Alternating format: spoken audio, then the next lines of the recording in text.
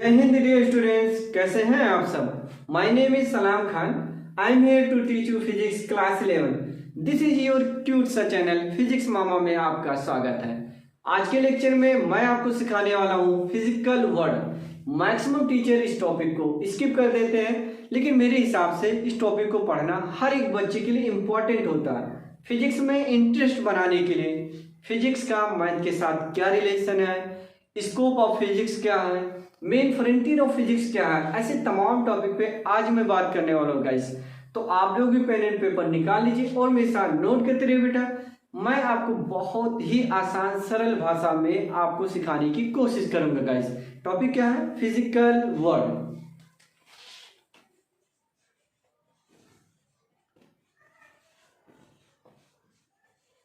Physical word. अधिकतर student मेरे से सवाल करते हैं, सर इंसान जब पहली दफा दुनिया में आए होंगे तो उनमें से कुछ लोग डरे भी हुए होंगे, कुछ लोग खुश भी हुए होंगे, लेकिन इंसान किसी चीज से डरता तब है जब उसके पास्ट के बारे में जानता हो। जैसे अचानक आपके सामने एक शेर आ जाए, शेर के बारे में आपको कुछ भी नहीं पता कि वो भयानक चीज का नाम है या सेफ चीज का नाम है। एग्जैक्टली ठीक उसी तरह जब इंसान पहली दफा दुनिया में आए होंगे तो अपने आसपास की चीजों को लोगों ने देखा होगा, समझा होगा, नॉलेज को एक्सप्लोर किया होगा, इल्म हासिल किया होगा। तो उस वक्त जो नॉलेज गेन करते थे, इकट्ठा करते थे, उनको नाम देते थे नेचुरल फिलॉसफी। क्या नाम देते थे बेटा? Natural philosophy.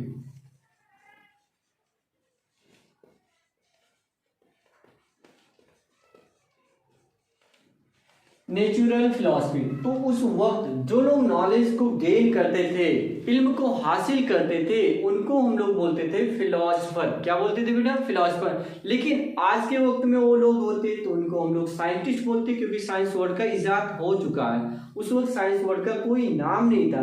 जैसे अरस्तु है, अरस्तु उस वक्त के लोग थे तो उनको हम लोग फिलोसफर बोलते थे। क्या बोलते थे बेटा? फिलोसफर।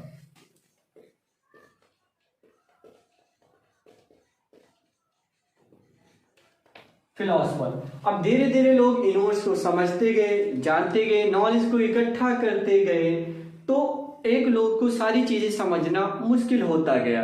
तो इनको क्या किया गया? ब्रेक डाउन किया गया। फिर धीरे धीरे साइंस वर्ड का इजाद हो गया। आइए समझते हैं साइंस क्या है बेटा। साइंस, साइंस वर्ड साइंसिया से आया बेटा, जिसका मतलब होता है जानना। साइंसिया ये लैटिन भाषा है। कैसा भाषा है बेटा? लैटिन। साइंसिया का मतलब होता है to know. To know, to know का मतलब हो गया जानना। क्या होता है बेटा? जानना। संस्कृत में इसको बोलते हैं विज्ञान। क्या बोलते हैं बाबू? विज्ञान। मैं आपको डिटेल्स में समझाने की कोशिश करूंगा गाइस। आप वीडियो में लास्ट तक बने रहिएगा। 100% सारी चीजें आपको आराम से समझ में आ जाएगी। ठीक। विज्ञान ये कैसा लैंग्वेज है बेटा? संस्कृत। संस्कृत। ओके। विज्ञान का मतलब होता है विस्तृत ज्ञान, डिटेल्स नॉलेज। ओके। अरबी में इसी चीज को हम लोग बोलते हैं इल्म। ये अरबी लैंग्वेज है, इल्म। आइए साइंस की डिफिनेशन की तरफ चलते हैं। फटाफट हम लोग सीख लेते हैं क्योंकि आसान सा चैप्टर है ना। आपके एग्जाम के पॉइंट ऑब्वियसली उतना इंपॉर्टेंट नहीं है, बट फिजिक्स में इंटरेस्ट डेवलप करने के लिए इस टॉपिक को पढ़ना बेहद जरूरी होता है। ओके। देखिए साइंस, हम अपने आसपास के जो कुछ चीजें देखते हैं, जो कुछ भी देखते हैं, उनके बारे में रिसर्च करना, ऑब्जर्व करना, एक्सपेरिमेंट करना, दैट इज साइंस। जो कुछ भी हम लोग देखते हैं उसी के बारे में ऑब्जर्व कर लेना, रिसर्च करना, इसी को तो हम लोग क्या बोलते हैं? साइंस बोलते हैं बेटा। ठीक। प्राकृतिक, आप लोग डिफिनेशन लिख लीजिएगा। प्राकृतिक परिघटनाओं, प्राकृतिक परिघटनाओं को यथा संभव विस्तृत एवं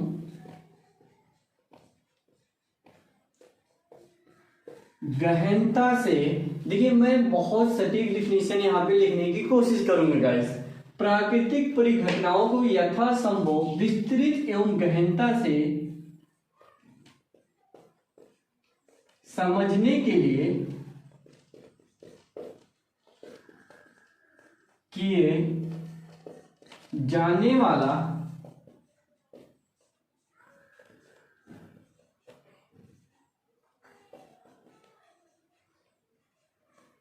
सुव्यवस्थित प्रयास है। देखिए समझिए, साइंस को समझने वाली चीज है, रटने वाली चीज नहीं है। यहाँ पे हमने क्या लिख दिया परिभाषा में, प्राकृतिक परिघटनाओं को यथासंभव विस्तृत एवं गहनता से समझने के लिए किए जाने वाला, क्या लिखा बेटा, किए जाने वाला सुव्यवस्थित प्रयास है। इसी को हम लोग बोलते हैं साइंस। साइंस ऑलवेज गतिशील है, इसमें कोई भी प्रिंसिपल लास्ट नहीं है, अंतिम नहीं। तो एक पॉइंट करके इसको लिख ही लीजिए आप, विज्ञान हमेशा गतिशील है। कैसा बेटा, गतिशील। इनमें कोई भी सिद्धांत अंतिम नहीं है। ये पॉइंट को जरूर याद रखिएगा, विज्ञान हमेशा गतिशील है, इसमें कोई भी प्रिंसिपल लास्ट नहीं है। ओके, अब देखिए क्या हुआ, इन सारी चीजों को एक लोग को समझना बहुत ही मुश्किल था, तो इनको लोगों ने कैटेगराइज किया, अलग अलग पार्ट्स में डिवाइड किया। तो आइए मैं फिर से इस वर्ड को उठाता हूं यहाँ पे, नेचुरल फिलॉसफी को, नेचुरल फिलॉसफी, इसको मैं फिर से लिखता हूं। इसको दो पार्ट्स में मैंने डिवाइड किया, एक होता बायोलॉजिकल साइंस, बायोलॉजिकल साइंस, और एक होता बेटा physical science. Biological science and second क्या बात करेंगे, फिजिकल साइंस।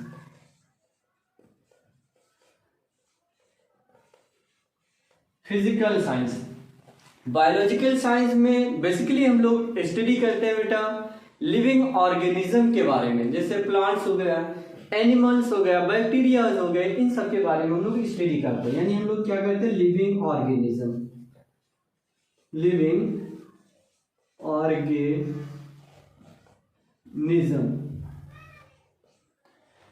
इसमें नॉन लिविंग ऑब्जेक्ट के बारे में स्टडी करते हैं, नॉन लिविंग ऑब्जेक्ट। इसमें लिविंग ऑब्जेक्ट के बारे में स्टडी करते हैं, इधर क्या करते हैं, नॉन लिविंग ऑब्जेक्ट के बारे में स्टडी करते हैं, जैसे स्टार, प्लैनेट्स, इन सब के बारे में हम लोग स्टडी करते हैं। फर्दर क्या हुआ, फिजिकल साइंस को अलग अलग पार्ट्स में भी डिवाइड किया गया। ओके, देखिए यहां पे हम लोग बात करेंगे फिजिक्स, सेकेंड हम लोग बात करें तो chemistry, third geology, fourth astronomy, ऐसे डिफरेंट पार्ट्स में और भी हम लोग कैटेगराइज कर सकते हैं, बट यहाँ पे जो मकसद है मेन वो हम लोग बात कर लिए। ठीक, देखिए केमिस्ट्री, केमिस्ट्री में बेसिकली हम लोग बात करते हैं केमिकल एंड केमिकल रिएक्शंस के बारे में। Okay, chemical and chemical reactions, ये सब स्टडी करते हैं। It is the study of chemical and chemical reaction. Geology में हम लोग बात करते हैं अर्थ के बारे में स्टडी करते हैं, अर्थ का मास क्या है, अर्थ का रेडियस क्या है, अर्थ अपने एक्सिस के अबाउट कैसे घूमती है, अर्थ का सेंटर इतना क्यों गर्म है, कहीं ये सन का तो हिस्सा नहीं है, ये सब हम लोग इसमें स्टडी करते हैं। ओके, एस्ट्रोनॉमी में हम लोग प्लैनेट्स, स्टार, इन सब के बारे में स्टडी करते हैं। तो जो आज का मकसद है पढ़ना बेटा, हम लोग को क्या पढ़ना है, हम लोग को फिजिक्स, फिजिक्स को समझना है अच्छे से और यूटिलाइज करना। ओके, नोट कर लीजिए आप अच्छे से, मैं आपको हर एक टॉपिक सिखाने की कोशिश करूंगा।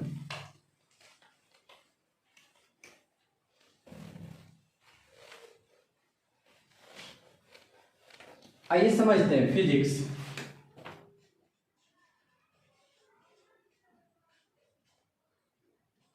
फिजिक्स, फिजिक्स का मतलब क्या होता है बेटा, नेचर। फिजिक्स का मतलब क्या होता है, नेचर। यहां पे मैं लिख दे रहा हूं nature.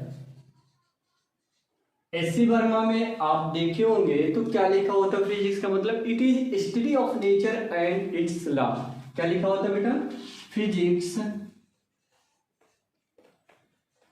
Is the study of nature and it's law. Physics is the study of nature and it's law. लेकिन मैं इससे और भी सटीक डिफिनेशन आपको देने की कोशिश करूंगा बेटा। देखिए, एक पॉइंट करके ऐसे लिख सकते हो, it tell us why and how things behave as they do. यानी कोई भी ऑब्जेक्ट है वो हमें हाउ एंड वाई का ज्ञान कराती है। क्यों है भाई, कैसे है, एंड उनका फ्यूचर भी प्रिडिक्ट कर सकती है। जैसे आपको देखिए, इस मार्कर को हम गिराएंगे तो ये कहाँ जाएगा? 100% नीचे जाएगा, तो इसका फ्यूचर भी डिसाइड कर देती है। आप देखिए क्यों बना है, कैसे बना, वो सारी चीज हम लोग इसी में स्टडी करते हैं, ठीक। एंड यहाँ पे लिख सकते हैं, and help us to predict the future of things। इसका फ्यूचर भी बता सकती है कि ये कैसा होगा। अगर आपको पता, मार्कर मान लीजिए इतना कमजोर, इसको मैं ऐठूंगा, बहुत ज्यादा इसे फोर्स लगाऊंगा तो 100% इसका फ्यूचर बता सकते कि ये ब्रेक डाउन कर जाएगा, टूट जाएगा, एग्जैक्टली ठीक उसी तरह, ठीक। लेकिन इनसे भी आपको बहुत अच्छे से समझ में नहीं आया कि यार फिजिक्स तो ऐसे समझना मुश्किल हो जाएगा मेरे लिए।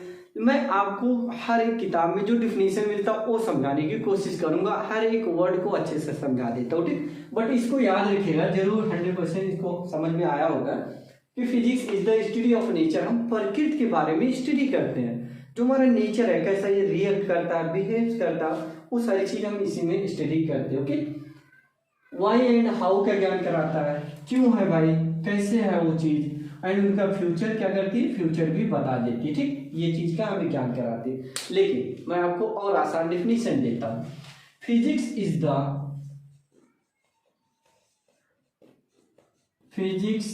The branch of science. Physics is the branch of science which deals with the study of matter, energy and their mutual relationship।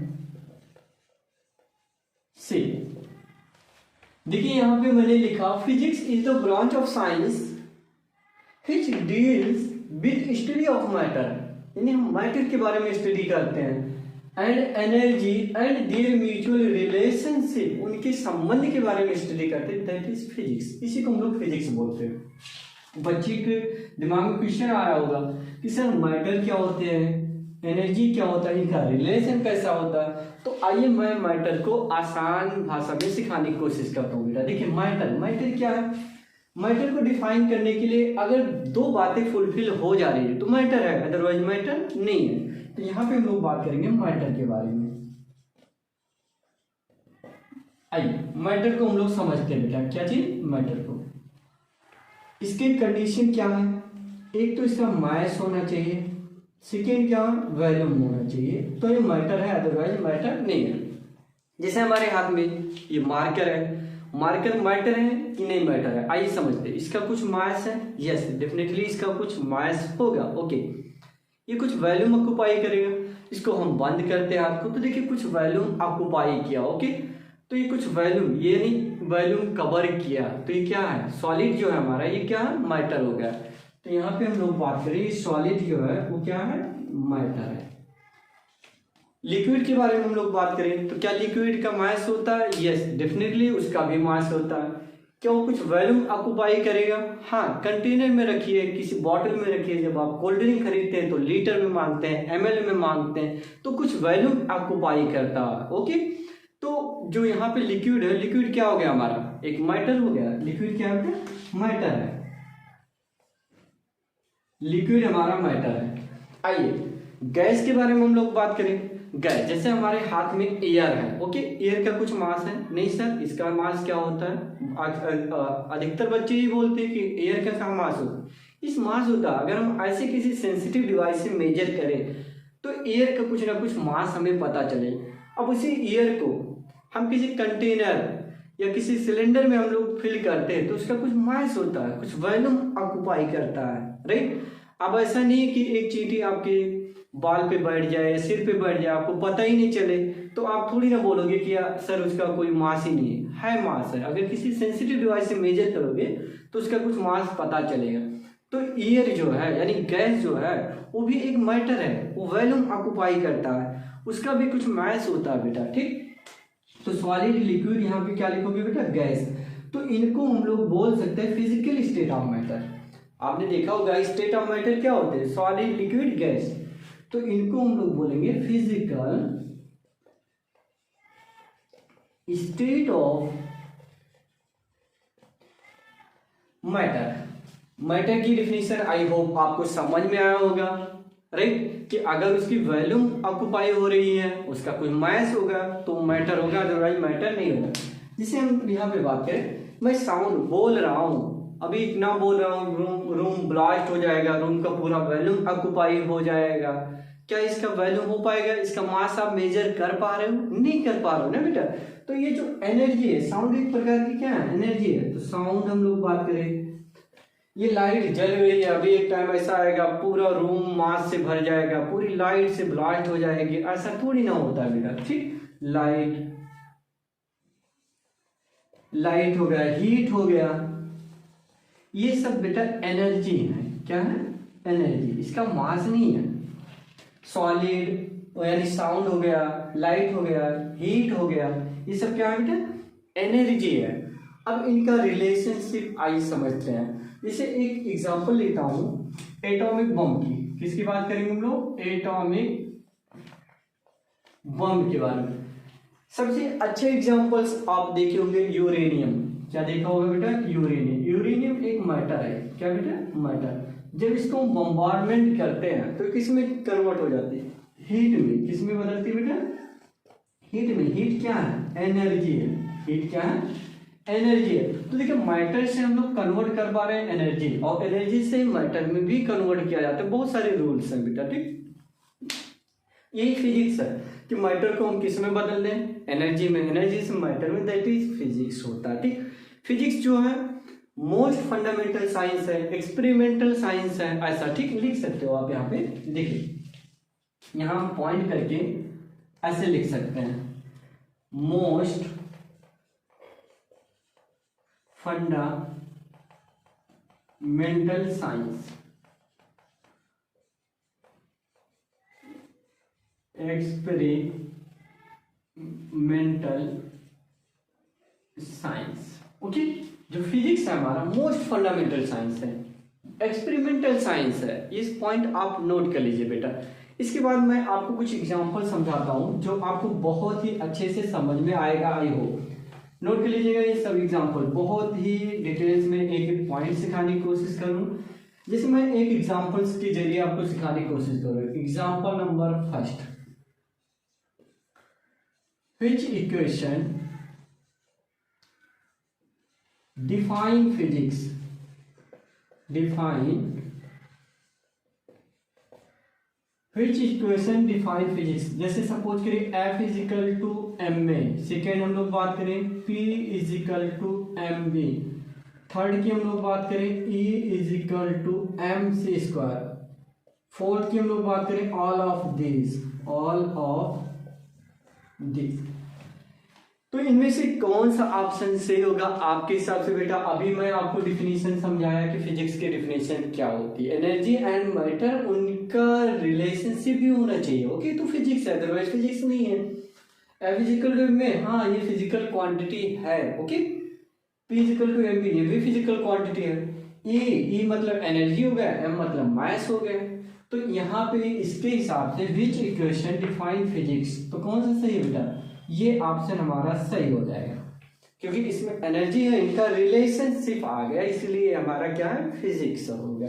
लेकिन इसी चीज को ऐसे हम लिख दिए होते, मान लीजिए विच इक्वेशन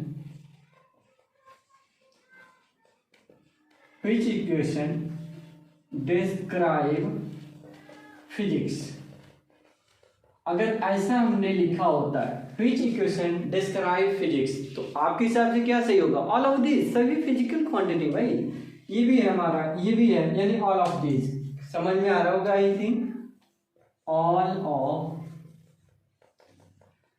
दिस, सबके सब फिजिकल क्वांटिटी है, डिस्क्राइब, सभी फिजिक्स को क्या करेंगे, डिस्क्राइब कर रहे हो, ओके।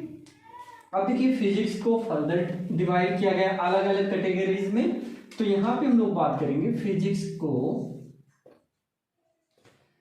एक होता है बेटा प्योर ब्रांच, क्या होता है, pure branch,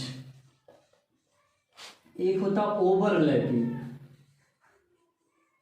overlapping science. Pure branch में जैसे मैकेनिक्स हो गया, पहला हम लोग बात करें बेटा, मैकेनिक्स हो गया, ऑप्टिक्स हो गया,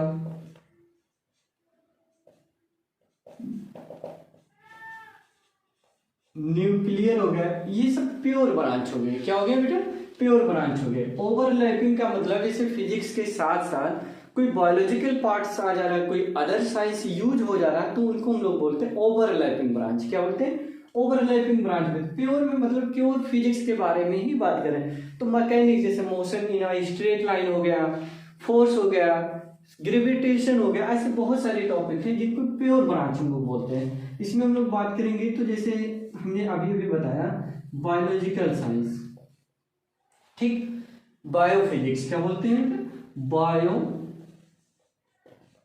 physics, medical physics, medical physics, astronomy physics ऐसा भी बोल सकते हैं, एस्ट्रोनॉमी, तो इन सबको हम लोग क्या बोलते हैं बेटा, ओवरलैपिंग साइंस, क्या बोलेंगे, ओवरलैपिंग साइंस। इसमें बायो भी यूज हो रहा है और फिजिक्स भी यूज हो रहा है, इनके स्टडी करते हैं, मिक्सअप की स्टडी करते हैं, तो इसी को हम लोग बोलते हैं ओवरलैपिंग साइंस, ओके। आगे देखिए, इसके बाद और भी कुछ point, main frontier of physics, what are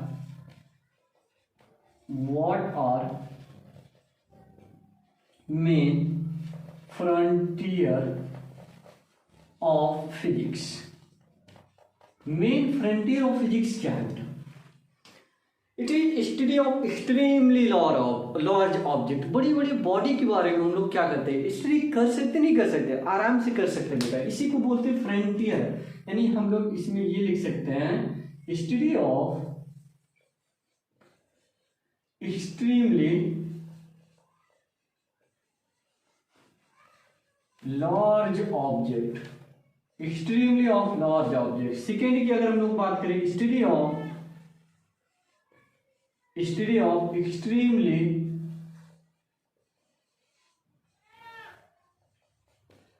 small object, छोटे छोटे ऑब्जेक्ट के बारे में, इलेक्ट्रॉन, प्रोटॉन, न्यूट्रॉन, क्वार्क, इन सब के बारे में भी स्टडी हम लोग करते हैं फिजिक्स में, ओके। थर्ड की हम लोग बात करें middle size, study of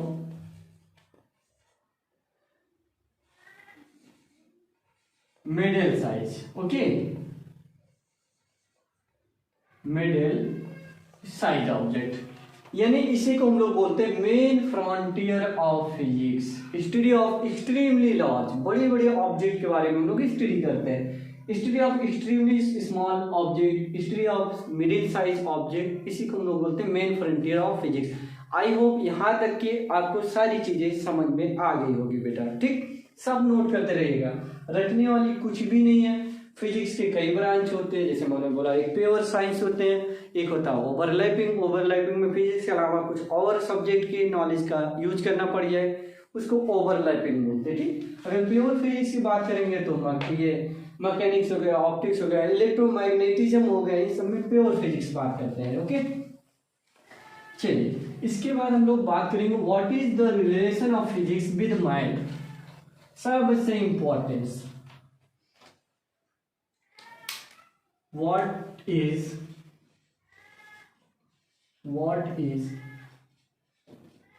relation of physics with math?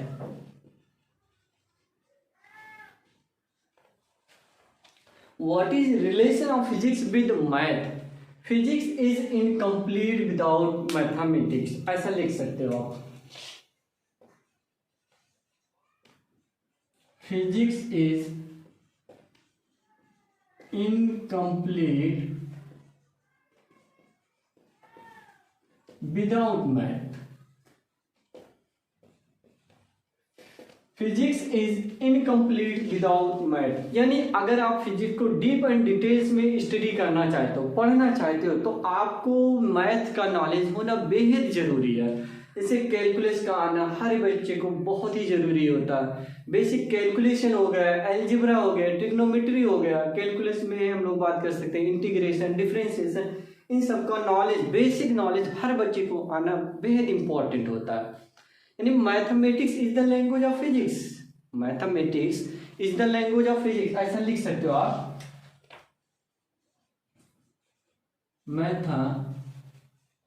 Mathematics is the language of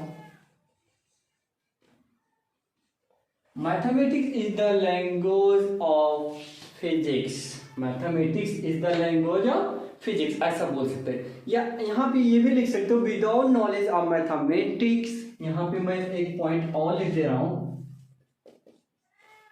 without knowledge of mathematics it would be much more difficult to discover, understand and explain the law of nature। देखिए बेटा, मैं एक यहाँ पे कुछ चीज लिखा, mathematics is the language of physics. जो मैथ वर्ड है वो फिजिक्स का एक भाषा है, एक लैंग्वेज है वहां पे। ठीक, without knowledge of mathematics it would be much more difficult, आपको बहुत ही कठिनाई आने वाली है अगर मैथ का नॉलेज नहीं हो। डिस्कवर, खोजने में, समझने में, क्या चीज, प्रकृति को समझने में आपको बहुत ज्यादा कठिनाई होगी, उनको एक्सप्लेन करने में आपको बहुत मुश्किल होगी। तो बेसिकली आप मैथ को अच्छे से समझिएगा। मैं नेक्स्ट वीडियो में मैथ को लेके आऊंगा 100%, कई पार्ट्स में करूंगा, 2-3 पार्ट्स में 100% हो जाएगा गाइस। ठीक, तो यहाँ पे यही लिखना था, what are relation of physics with mathematics. तो यहाँ पे मैंने लिखा physics is incomplete without math, mathematics is the language of physics, without knowledge of mathematics it would be much more difficult to discover, understand and explain the law of nature। then इसके बाद हम लोग बात करेंगे 2 fundamental principle in physics. क्या बात करेंगे बेटा? 2 fundamental principle in physics. 2 fundamental principle in physics। 2 fundamental principle in physics.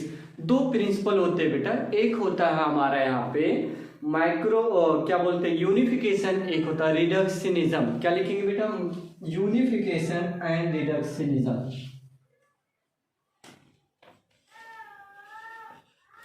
Unification एक होता है रिडक्शनिज्म।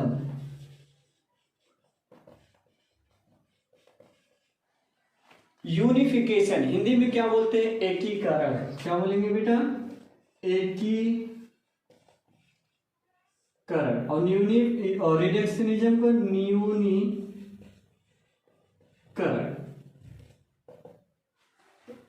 यूनिफिकेशन का मतलब क्या होता है आइए समझते हैं। Explain two various phenomena through few laws, यानी कुछ ही नियमों से, कुछ ही फार्मूले से कई सारे लॉ को आसानी से समझा जा सके, उसी को हम लोग क्या बोलते हैं? यूनिफिकेशन। नाम से ही पता चल रहा है यूनिफिकेशन। क्या लिखेंगे बेटा?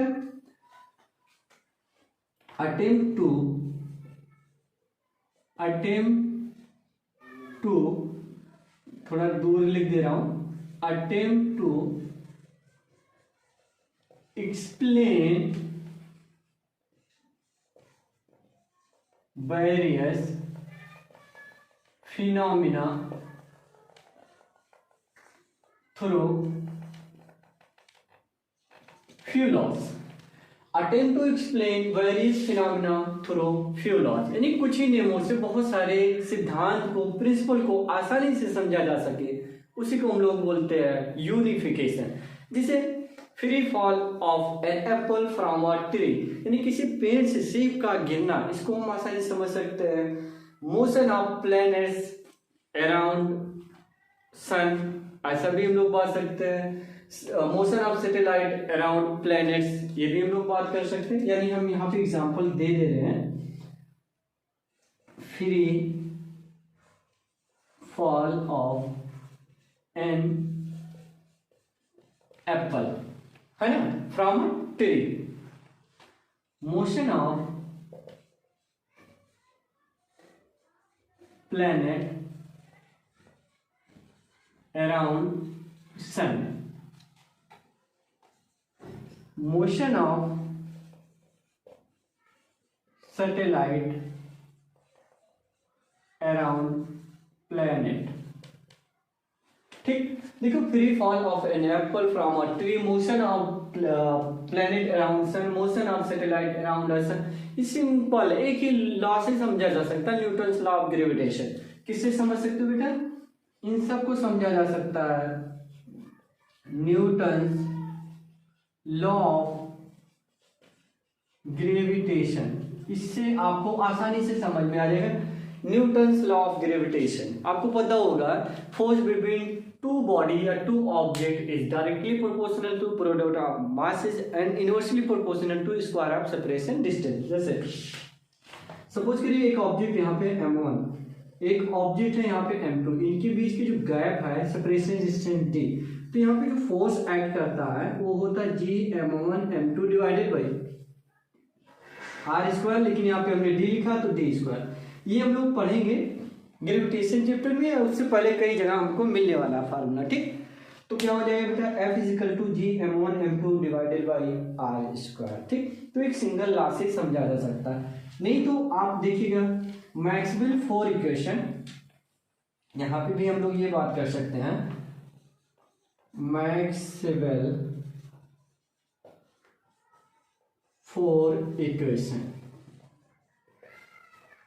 मैक्सवेल फोर इक्वेशन जिसको पूरी इलेक्ट्रोमैग्नेटिज्म आराम से समझा जा सकता है, पूरी इलेक्ट्रोमैग्नेटिज्म समझ सकते हैं लोग। ठीक, आइए समझाते हैं। जैसे मैंने बोला complete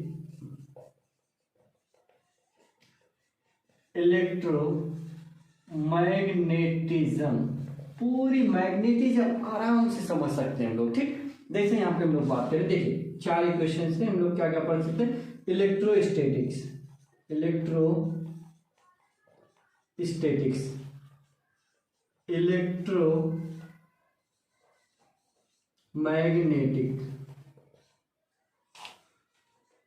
electromagnetic wave, electromagnetic wave, और एक क्या थी? Magnetism, magnetism.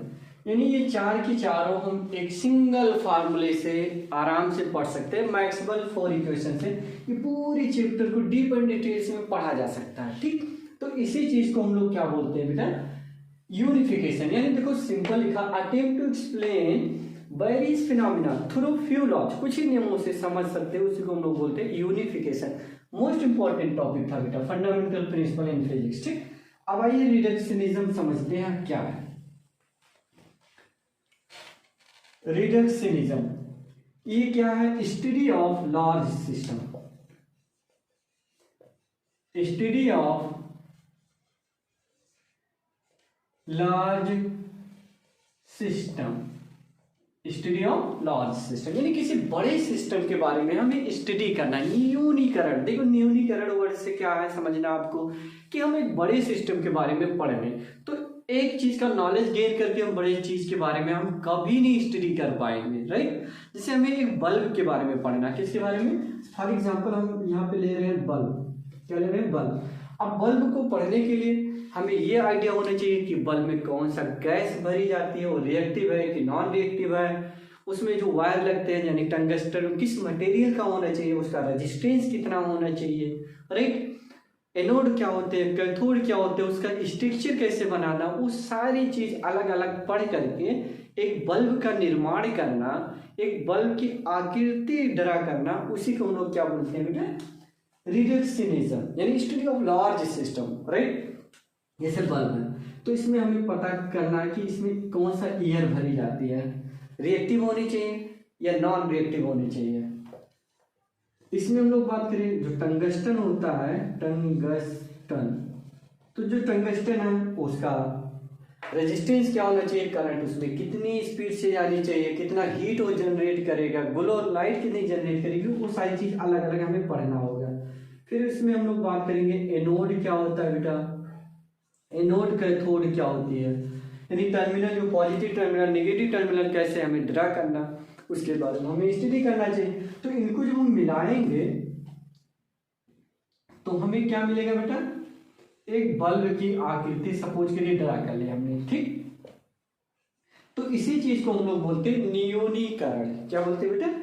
नियोनीकरण। अब आगे हम लोग देखेगा नियोनीकरण, फंडामेंटल प्रिंसिपल इन, क्लियर हो गया आपको। इसके बाद हम लोग बात करेंगे स्कोप ऑफ फिजिक्स। क्या बात करेंगे बेटा? Scope of physics, scope of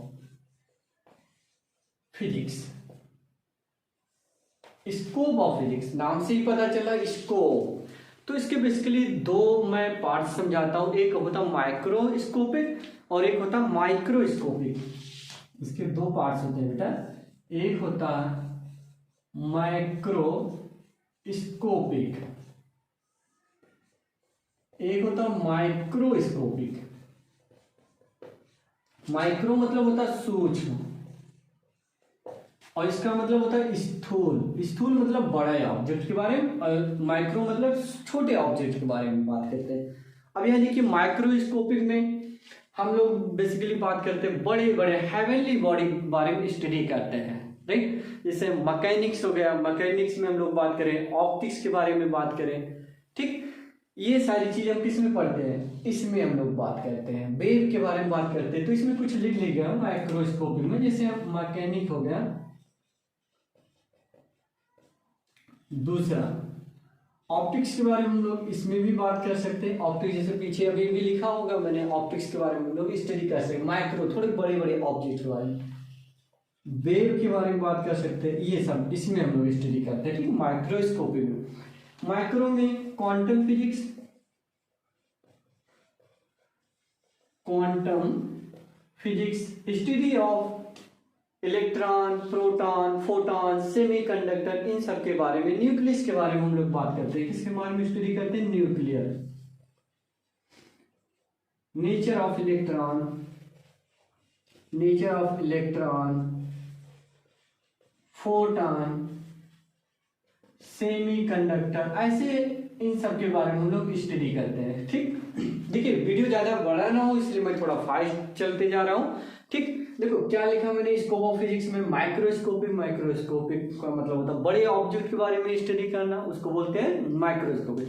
छोटे छोटे ऑब्जेक्ट के बारे में स्टडी करना, जैसे इलेक्ट्रॉन, प्रोटॉन के बारे में बेसिकली स्टडी करना ही हमें क्या करना था? माइक्रोस्कोपिक, ठीक। सूक्ष्म ऑब्जेक्ट के बारे में स्टडी करना। क्वांटम फिजिक्स क्या हो गया, न्यूक्लियर फिजिक्स क्या होते हैं, nature of electron, proton, photon, semiconductor, इन सब के बारे में हम लोग क्या करते हैं बेटा, स्टडी करते हैं। इसी को हम लोग बोलते हैं स्कोप ऑफ फिजिक्स। ठीक, देखिए इसके बाद 4 फंडामेंटल फोर्स इन लॉ, यानी fundamental force in nature, fundamental force in nature, fundamental force in nature. तो यहाँ पे 4 फंडामेंटल फोर्स इन नेचर में पाए जाते हैं बेटा। एक क्या होते हैं, ग्रेविटेशनल फोर्स, यहाँ पे ऐसे मैं बात करता हूं,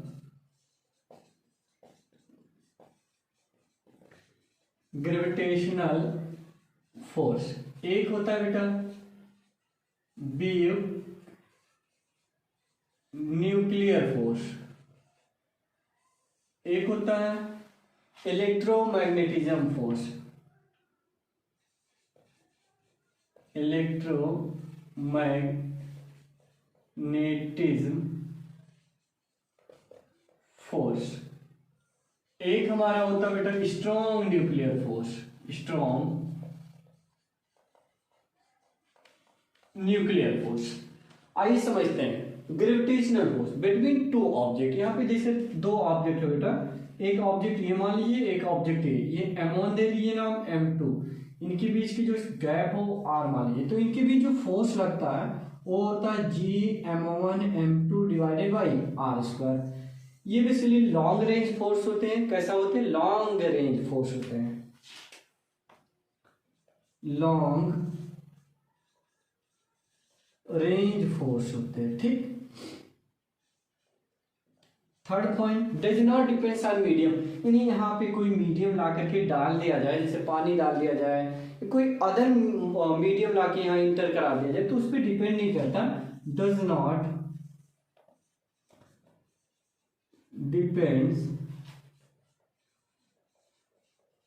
डिपेंड्स ऑन मीडियम।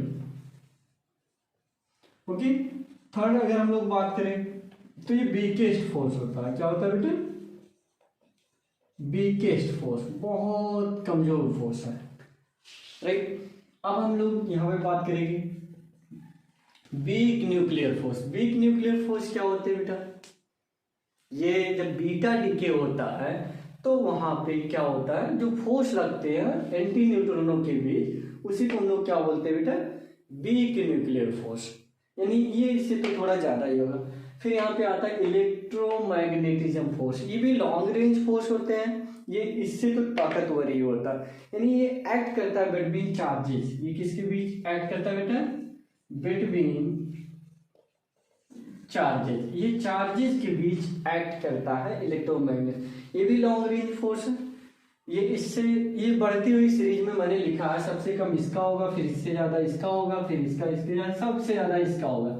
ये जो फोर्स लगता है बेटा स्ट्रॉन्ग न्यूक्लियर फोर्स, ये फोर्स लगता है प्रोटॉन प्रोटॉन के बीच, न्यूट्रॉन न्यूट्रॉन के बीच, न्यूट्रॉन प्रोटॉन के बीच। ये जो फोर्स लगते हैं ये बहुत स्ट्रॉन्ग फोर्स होते हैं, जो न्यूक्लियस के बीच प्रोटॉन प्रोटॉन को बांध करके रखा है। तभी तो न्यूक्लियस को तोड़ना मुश्किल है, क्योंकि बहुत स्ट्रॉन्ग फोर्स है।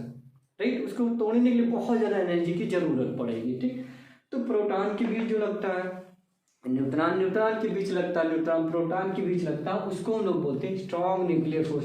तो ये बढ़ते हुए ऑर्डर में मैंने लिख रखा है इधर। ठीक, तो आज की वीडियो में बस इतना ही रखते हैं बेटा, क्योंकि फिजिकल वर्ड में बस इतना ही चीज समझना काफी हो जाता है बच्चों के लिए। इसके बाद हम लोग नेक्स्ट वीडियो में लेके आते हैं बेटा यूनिट एंड मेजरमेंट।